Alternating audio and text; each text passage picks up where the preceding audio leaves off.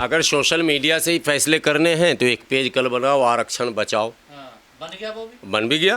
दोनों का मुकाबला करवा लो, आरक्षण बचाओ, पेज भी हटाओ, पेज को दाब देगा 2 मिनट में। दोनों बात समझ लीजिए, क्योंकि आरक्षण हटाओ में मुट्ठी भर लोग हैं, ये सब जानते हैं, और आरक्षण बचाओ में करोड़ों लोग हैं।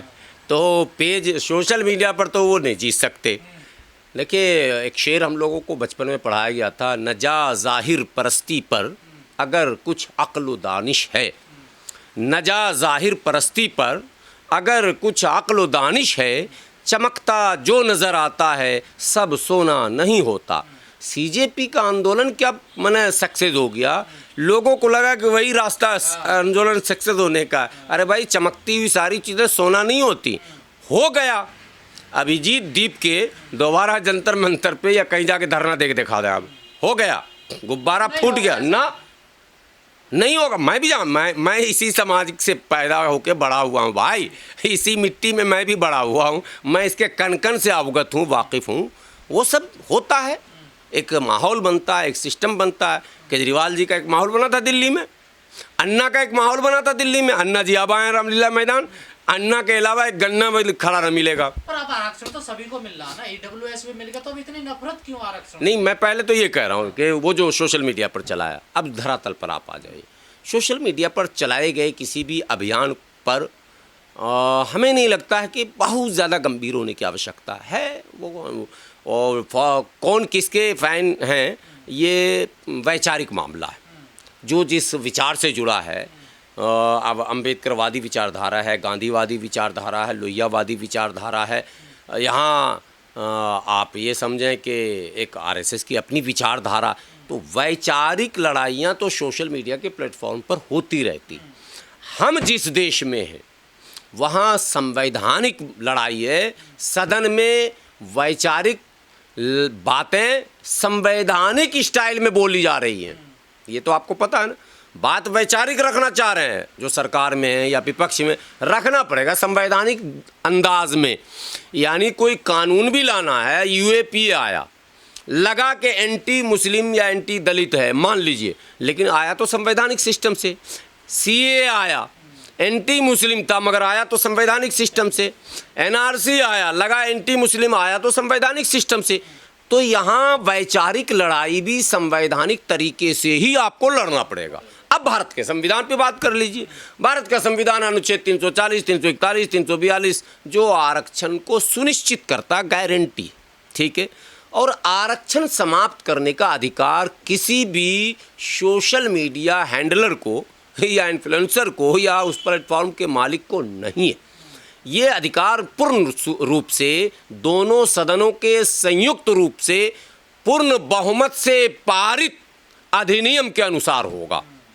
तो अगर सरकार में बैठे लोगों ने भी कहा था 400 पार करो तो संविधान हटा देंगे, तो हट गया क्या? और 400 पार हो जाते तो हट जाता क्या? नहीं हटता। ये एक भाषा होती है भावनाओं को थोड़ा सा उठाने के लिए। कोई ना पूछे, अच्छा एक बीमारी और है, फेसबुक, यूट्यूब और दूसरे प्लेटफॉर्म से अगर इनकम जनरेट ना हो तो लोग ये शैतानी भी कम करेंगे। लोग अपने पेज को हाईलाइट करने के लिए बैठे बैठे कुछ खिचड़ी पका रहे हैं। उसी बैठे बैठे में एक शैतानी दिमाग आया कि यार आरक्षण हटाओ, डालते हैं, कुछ कम से कम 10-15% लोगों का समर्थन मिल जाएगा। वो पुश हो गया, पेज का रिच बढ़ गया, उसके फॉलोवर बढ़ गए, उसके सब बढ़ गए, फिर उसमें काउंटर में दूसरे भी आए, उनका भी बढ़ गया। तो ये दोनों का, समाज का इसमें कोई हित उत नहीं है और समाज की आवाज़ भी नहीं है, ये भी आप जान लीजिए, समाज की आवाज़ नहीं। अब एक उदाहरण और देता हूँ सीजेपी का। चलिए सीजेपी का फिर से देता हूँ। सीजेपी को फॉलो कितने लोगों ने किया था? 22 मिलियन। और 22 मिलियन का मतलब समझ गए, 2 करोड़ 20 लाख। अब मैं आपसे पूछता हूँ कि 2 करोड़ 20 लाख का 1% कितना होगा? 2,20,000। उस 2,20,000 का 1% कितना होगा? 12,000 लोग थे क्या? मतलब 22 मिलियन वाले सीजेपी को यकीन जानिए मात्र 1200 लोग जंतर मंतर पर थे। ये ओरिजिनल बात बता रहा हूँ, ठीक है। अब मेला देखने तो कोई भी जाता, मेरा भी बच्चा चला जाए तो मैं क्या करूं यार, कोई सेल्फी ले लो, कोई ये ले लो, नहीं समझे, एक शौक जगता। जब कहीं पे भीड़ जमा कीजिएगा ना, अभी पहले तो अब भालू बंदर वाले आते नहीं, पहले मोहल्ले में आते थे भालू बंदर ये सब का खेल दिखाने, डुगडुगी बजाया, 2 आदमी वो अपना रखता था, क्या बोलता है उस्ताद, जमूरे बोला जी उस्ताद फलां काम करेगा, बोला हाँ करेगा। अच्छा इस लड़के को गायब करेगा, बोला हाँ करेगा। वो बोलता एक रबर का सांप रखता था और दुनिया की बकवास करके भीड़ जमा कर लेता था। और जब भीड़ जमा होती थी तो हम जैसे लोग भी देखें भीड़ किस चीज़ की है जी, जरा हम भी देखें। तो ये चीज़ जंतर मंतर पर भी हुआ है, हर जगह होता। किसान आंदोलन से मेरा निजी तो कोई लेना देना नहीं था, लेकिन मैं भी गया था, खा के भी आया था, जो सच्ची बात है। चलो भाई बैठे बैठे क्या चलते ज़रा आंदोलन घूम के देखें क्या हो रहा, बात समझ रहे हैं। ये एक मानव स्वभाव है, ये इंसान की फितरत है, इसमें कोई हिंदू मुसलमान सिख ईसाई जैन पारसी होना ज़रूरी नहीं, ये हर इंसान का एक नेचुरल है, स्वभाव है और वो चला जाता है। तो मैं ये कह रहा हूँ कि ये सोशल मीडिया पर जो सपोर्ट आपको मिल रहे हैं, इसका ये कतई मतलब नहीं है कि वो माने मैन पावर में कन्वर्ट हो जाए, नहीं होगा। अब देश की प्रगति में रुकावट है आरक्षण, देखिए नहीं, देश की प्रगति का तो माध्यम है आरक्षण। अगर नहीं था तो मोदी जी ने फिर 10% EWS क्यों कर दिया? अगर रुकावट है तो उस रुकावट को कम करेंगे या बढ़ाएंगे? तो ये जो आर्टिकल 341, 340 और 342 है, ये व्यवस्था बनी हुई है, इसको कोई हटा नहीं सकता। तो ये किस कारण बनी? संविधान सभा में इस पर बहसें हुई, डिबेट्स हुए, कारण पर चर्चाएं हुई, फिर उस वर्ग को चिन्हित किया गया, उसका नामाकरण किया गया, OBC, SC, ST, ये नामाकरण किया गया ना। किसी के माथे पर तो नहीं लिखा था, हमारे माथे पे लिखा हम किस वर्ग के हैं, नहीं लिखा ना, आपके माथे पे लिखा ना हमारे माथे पे। सामाजिक परिस्थितियों का मूल्यांकन करके फिर उसका नामाकरण करके फिर उनको उसी हिसाब से उन अनुच्छेदों में समाहित कर दिया गया। बैकवर्डनेस के आधार पे कौन बैकवर्ड? जी, बैकवर्डनेस, मोर बैकवर्डनेस, पिछड़ा, अति पिछड़ा, दलित, महादलित, आदिवासी इत्यादि इत्यादि, ये चीज़ों की। बाद के दिनों में आर्थिक आधार पर आवाज़ उठने लगी आरक्षण की, तो ये हुआ कि प्रधानमंत्री जी पर दबाव था एक, तो उन्होंने कहा कि एक तीर से 2 शिकार हो जाए, आर्थिक आधार पर भी थोड़ा सा दे देते हैं अपर कास्ट को भी, ये ना कहें अपर कास्ट के सब लेकर भाग गया जी इन लोग, इसलिए 10% EWS में उनको भी दे दिया गया। तो आरक्षण कोई नया प्रयोग भारत में नहीं है, ये भी आप समझ लें।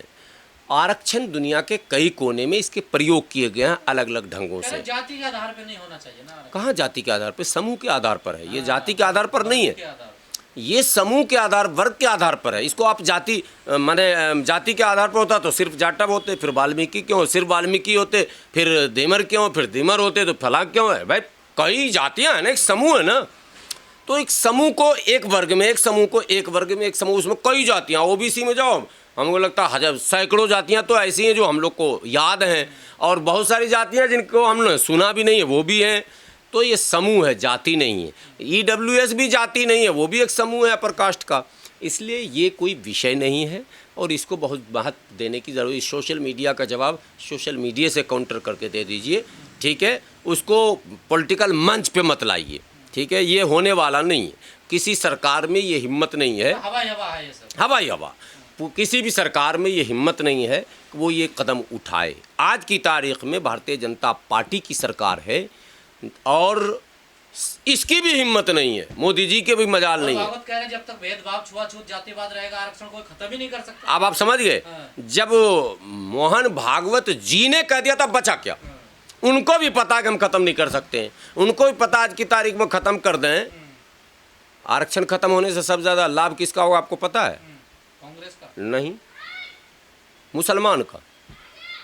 अपर कास्ट को लाभ नहीं होना, वो सोच रहा अपर कास्ट वाला मेरा लाभ होगा। आरक्षण खत्म होगा तो सबसे ज़्यादा लाभ होगा मुसलमान का। जिसका सबसे ज़्यादा लाभ होगा वो कभी नहीं बोल रहा खत्म करो। आप बोलो किसी सोशल प्लेटफॉर्म पर या किसी भाषण में कोई मुसलमान बोला वो खत्म करो, एक दिखाओ वीडियो। जबकि ये मैं बड़ी बात कह रहा हूँ कि इसका लाभ होना सबसे ज़्यादा मुसलमान को। बात समझ रहे कि नहीं? क्यों लाभ होना है कि हमारे एक बहुत बड़ा समूह है जिसको 341 में होना चाहिए था, नहीं है। धोबी है और जो नॉन मुस्लिम धोबी हैं वो आरक्षण का लाभ ले रहे हैं, मुस्लिम धोबी बेचारा किनारे मुंह देख रहा। धर्म के आधार पर उनको बाहर किया गया, वो अपने कपड़ा धोने में लगे हुए हैं। ऐसी कही जाती हैं अललखोर हैं, चमेला हैं, नट हैं, बक्खो हैं, ललबेगी हैं, अललखोर हैं, बस नहीं। अंसारी तो थोड़ा अपग्रेडेड हैं। बहुत सारी जातियां रियल में महादलित हैं वो, ठीक है, जिसमें नट हैं, बक्खो हैं, सिकलगढ़ हैं, मीर शिकार हैं, हलालखोर हैं, हेला हैं। आप तो लंबे समय से लड़ रहे हैं, इसकी लड़ाई कुछ नतीजा निकला नहीं। अब यही तो मैं कर रहा हूँ, जो असल लड़ाई है उसको डिरेल करने के लिए बीच में फार्मूला छोड़ते हैं। सोशल मीडिया पे ज़रा नब्ज टटोलो, क्या पोजीशन है, कभी कभी सरकार भी करवा देती है, ज़रा देखो ना हवा क्या चल रही है। इसीलिए मैंने कहा कि जब सोशल मीडिया का मामला हो ना, तो हवा का मुकाबला हवे से कीजिए। आप भी सोशल मीडिया प्लेटफॉर्म आरक्षण बचाओ अभियान चलाइए, वहीं फैसला हो जाएगा कि ये मजबूत है या ये मजबूत है।